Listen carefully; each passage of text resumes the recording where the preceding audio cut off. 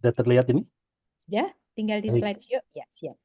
Baik, Bapak Ibu sekalian, adik-adik sekalian, saya sampaikan hal berkaitan dengan portofolio. Untuk menjawab apa yang disampaikan oleh Bu Is tadi berkaitan dengan apa yang dimaksud dengan portofolio, begitu ya. Jadi, portofolio itu dokumen penyerta. Kenapa disebut penyerta? Karena bagi yang akan mendaftar pada bidang seni dan olahraga, maka akan diminta untuk menyerahkan dokumen penyerta ini. Fungsinya adalah untuk mengukur performa terkait dengan pengetahuan dan keterampilan dalam bidang seni dan olahraga. Karena untuk bidang seni dan olahraga, tidak hanya bisa diukur melalui raport, tetapi ada hal yang berkaitan dengan keterampilan yang harus bisa diidentifikasi sebagai dasar atau pengetahuan dasar atau keterampilan dasar seorang calon mahasiswa untuk bisa mengikuti pendidikan dalam bidang seni dan olahraga. Nah, isi dokumen portofolio sendiri sebetulnya terdiri dari dua jenis. Ada yang disebutkan tugas, makanya kemudian disebut sebagai performance based gitu ya, berkaitan dengan tugas yang harus dikerjakan oleh calon peserta. Nah, tugas ini sesuai dengan bidang seni dan olahraga yang dipilih. Nanti ada berapa setelah ini saya sampaikan. Lalu kemudian ada rekam jejak karya atau penampilan peserta dalam bidang seni dan olahraga. Apabila misalnya adik-adik sekalian ini pernah berprestasi dalam bidang seni tertentu atau pernah berprestasi dalam bidang olahraga, maka bukti raihan prestasinya itu kemudian nanti akan dimintakan dan sekaligus menjelaskan, deskripsikan apa raihan prestasinya. Baik. Nah, bidang yang mewajibkan portofolio itu ada 11. Mulai dari olahraga dan pendidikan jasmani, seni rupa, desain kriya, seni tari, seni musik, seni karawitan, dan seterusnya sampai dengan seni pertunjukan. Yang bukan semester lalu, yang tahun lalu itu disebut sebagai sendra tasik atau seni drama, tari, dan musik. Untuk tahun ini SNPMB 2025 disebutnya sebagai portofolio seni pertunjukan karena ada mengalami perubahan penamaan dari kementerian sendiri.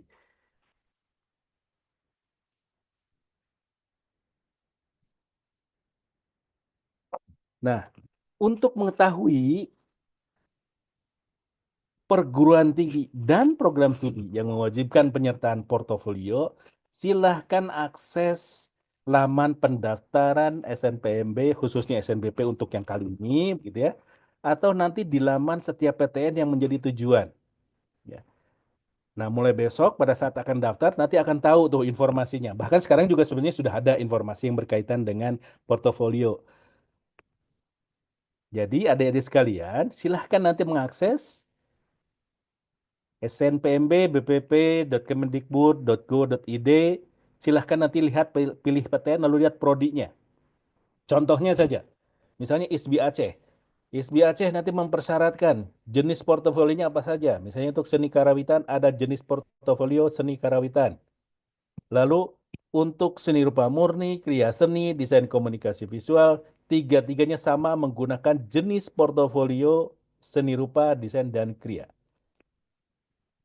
Ada juga program studi sarjana di ISBI Aceh yang tidak mempersyaratkan portofolio. Untuk tahu hal seperti ini, adik-adik sekalian silahkan mengakses ya, informasi yang ada di laman supaya tahu nanti jenis portofolionya apa, apakah dipersyaratkan atau tidak. Karena tidak semua perguruan tinggi yang memiliki program studi bidang seni dan olahraga itu mempersyaratkan adanya portofolio. Itu kembali pada kebijakan perguruan tingginya masing-masing. Oke. Tapi bagi yang mempersyaratkan, mohon dilihat lalu kemudian pelajari informasinya, itu semuanya nanti ada. Ya. Ada di laman yang sama di menu unduhan. Jadi kalau mengklik ke menu unduhan, nanti muncul informasinya. Ada panduan umum portofolio bidang seni dan olahraga untuk seluruh 11 bidang portofolio. Lalu ada khusus panduan olahraga. apa saja isinya, forumnya seperti apa, template yang disediakan seperti apa, lalu informasinya misalnya ditandatangan oleh siapa, itu ada keterangannya. Contoh saja, untuk olahraga mempersyaratkan adanya surat keterangan hasil pemeriksaan kesehatan. Itu ditandatangani oleh dokter atau tenaga pemeriksa kesehatan dan dicap oleh institusi di mana pemeriksaan kesehatan dilakukan. Mohon diperhatikan, karena informasinya itu semua tertera semua di sana. Untuk 11-11-nya. Lalu kemudian, di menu informasi, di menu unduhan ini, selain tadi ada panduan umum, ada instruksi kerja sesuai bidang studi. Ya, contohnya saja, misalnya ini instruksi kerja penyusunan portofolio bidang seni rupa, desain, kriya. Formatnya, format tahun 2025. Kenapa kemudian format itu menjadi penting? Karena format itu menunjukkan bahwa Anda menyerahkan portofolio sesuai dengan tahun seleksi. Beberapa bidang itu ketentuan portofolionya dari tahun ke tahun hampir sama.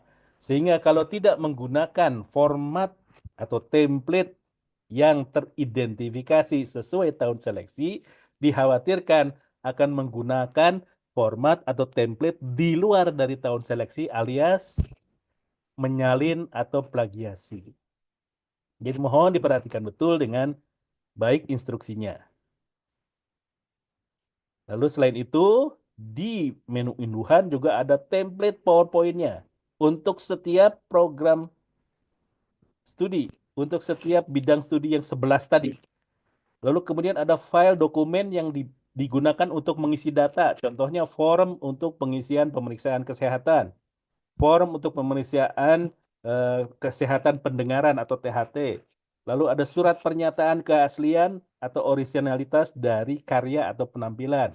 Lalu ada deskripsi yang berkaitan dengan pengalaman. Itu semuanya dokumen sudah tersedia.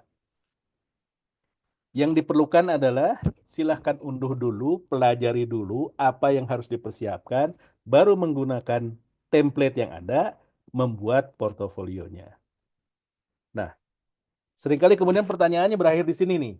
Gitu ya. Apa sih portofolio yang dinilai baik itu? Oke. Yang pertama adalah bahwa isinya harus menjawab tugas. Karena portofolio itu adalah performance based. Dia didasarkan pada tugas. Tugasnya mohon diperhatikan. Apabila misalnya diminta untuk menari, misalnya untuk portofolio tari, diminta untuk menari secara tunggal, ya silahkan mereka menari dalam kondisi Anda sendiri, bukan menari bersama-sama dengan teman-teman, begitu ya. Jadi mohon diperhatikan sekali informasinya. Kemudian melampirkan dokumen sesuai dengan yang dipersyaratkan. Makanya pelajari instruksinya. Lalu kemudian menggunakan template dan jenis file yang sesuai. Semuanya tersedia di menu unduhan. Jika tidak menggunakan template atau jenis filenya tidak sesuai, maka portofolio Anda itu dapat serta-merta didiskualifikasi dalam proses penilaian. Padahal kontribusi portofolio itu sama besar dengan nilai akademik, dalam hal ini raport untuk SNBP.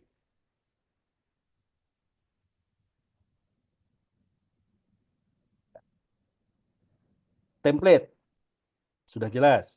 File, videonya hanya MP4, tidak ada video dalam format di luar dari MP4, misalnya MOV atau yang lain-lain.